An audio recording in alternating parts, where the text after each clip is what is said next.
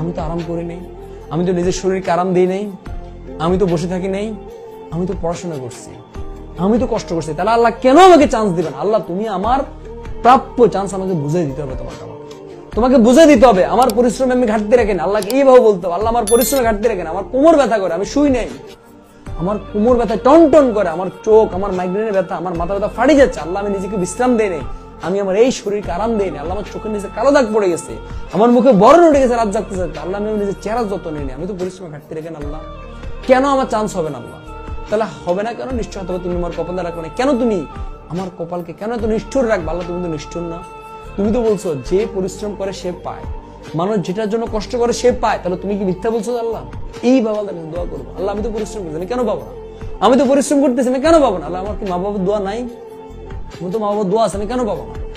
আমি পাবো, but honesty ঠিক রাখবা, আমার পরিশ্রম এক বিন্দু পরিমাণ, নিজে প্রশ্ন করবা, আমি কি আসলে সুফিয়ান পরিশ্রম করছি?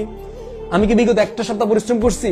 আমি কি বিগত একটা সপ্তাহ দৈনিক 15 ঘন্টা করে পড়াশোনা করছি? আগে নিজের ভিতরকে প্রশ্ন করবা, একটা মিনিটকে আমি নষ্ট করছি? না, করি নাই তো।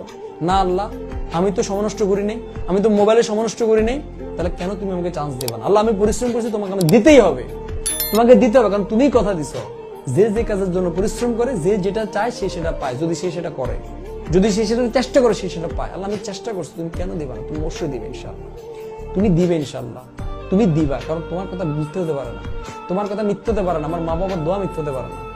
আল্লাহর কাছে দোয়া করবা। আরেকটা যেটা বলতে লাগছিলাম, যখন নিজের জন্য যখন দোয়া করবা, তখন তোমার বন্ধু যে, তোমার বান্ধবী যে, তোমার বন্ধু বান্ধব কারা তুমি খুব ভালো করে জানো। আমি যখন দোয়া করতাম, আমার 4 জন রুমমেট ছিলাম, আমার বন্ধু ছিল আমার কলেজের নাসির, আমার বন্ধু ছিল গোপালগঞ্জের সামিউল, আমার বন্ধু ছিল রানা শরীয়তপুর, আমার বন্ধু ছিল বরিশালের তাহমিদ, আমার বন্ধু ছিল নূর মোহাম্মদ বরিশালের। আমি সবগুলোর নাম আগে নিতাম। আল্লাহ আমার বন্ধু রানাকে চান্স দাও, আল্লাহ আমার বন্ধু নাসিরকে চান্স দাও, আল্লাহ মিমকে চান্স দাও, আল্লাহ তুমি তাহমিদকে চান্স দাও, আল্লাহ তুমি সামিউলকে চান্স দাও। সবার নাম একসাথে দোয়া করে সবার লাস্টে আমি আমার নামটা নিতাম। আল্লাহ তুমি আমাকে চান্স দিও, তুমি আমাকে কবুল করো, আল্লাহ তুমি আমাকে এর বাইরে নিও না।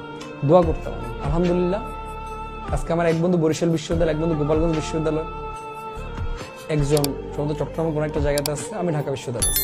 আগামী অ্যাটলিস্ট যে কটা দিন আছে, একটা মিনিট নষ্ট হবে না ইনশাআল্লাহ। আমার প্রতিটা ঘন্টা, প্রতিটা মিনিট, প্রতিটা সেকেন্ড আমি কাজে লাগাবো। একটা মিনিট আমি মোবাইলে সময় দেবো না।